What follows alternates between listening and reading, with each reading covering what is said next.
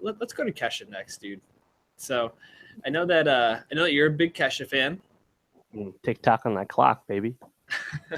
It was interesting because Kesha hasn't released an album since 2013 when Yeah, 2004. Cannibal was it called. I We Are believe Who We so. Are was the big hit there. Hmm. And she's on the record Kimasabi, which is started by Dr. Luke, and I think it's been well documented that there's been some legal issues between Dr. Luke and Kesha. But just basically to give a quick rundown, Kesha has filed in court charges against Dr. Luke for contract breaches, for sexual assault, for basically just a lot of really horrific things.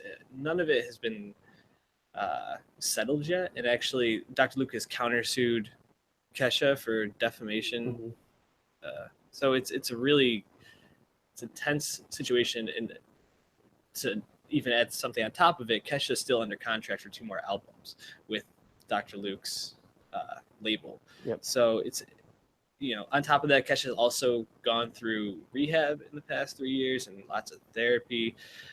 So it's this album had a lot to draw on content wise, and actually, I think this is probably in this a safe thing to say Kesha's deepest album because her first albums were basically about partying.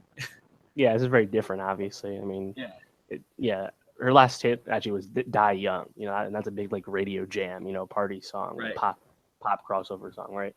And Yeah. since then, it's been like almost about 4 or 5 years of inactivity for a big pop star, which is obviously bad on its own set before you factor in all the terrible things that you mentioned. And in that time, it makes sense that she may have desired to release more lyrical music, and that's clearly what this album is. A big departure from her old tunes, right? We saw that in the lead single, which is really powerful. Yeah, Praying is classic, just ballad. But the album actually draws on rock and folk and country a lot. And doing a little bit of background on it, I guess Kesha's mom, her name is PB Seabird, was a country singer back in like the 70s. And there's a lot. I mean, Dolly Parton sings a song on this called Old Flames. There's a song called Hunt You Down, which sounds just like a Johnny Cash tune. And then she also works with the Eagles of Death Metal for one song, as well as the Dap Kings horns. And she used obviously new producers other than Dr. Luke because of all the ongoing stuff, and obviously she doesn't want to use him anymore. But including a song with the guy from Ryan Lewis was one, and the other one was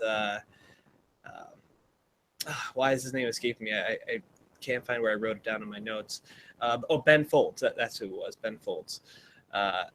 So it's interesting. She's drawing on new stuff, and she's obviously trying to go in a more mature direction. And I think not working with Dr. Luke and being able to explore herself as an artist is a helpful thing because it seems like Dr. Luke, from everything I read, kind of I don't know about pushed. That might be not the right word, but directed Kesha to be more poppy rather than a more deep artist, which actually, in the short term, made a lot of sense. But it makes an album like this very disjointed, and like the first song is such like a low, like folky song, and then it goes right into this like hard rock song, and you're just. I literally thought like the album was like skipping around instead of like playing in order because it was just so like such like a shock.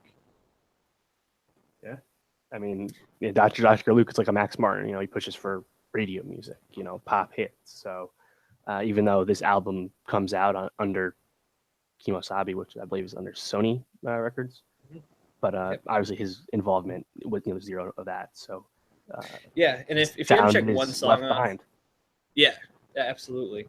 And if you had to check one song off this, I would say "Woman" is probably the one that is a standout. It sounds like Kesha, but it's a little bit deeper and it's a lot of fun. We'll put that on our playlist, which you can find on Spotify. Nowstalgia, Best of 2017. Also on our SoundCloud, or if you go to my profile on Twitter, @SheenWorldPeace, it's linked at the top.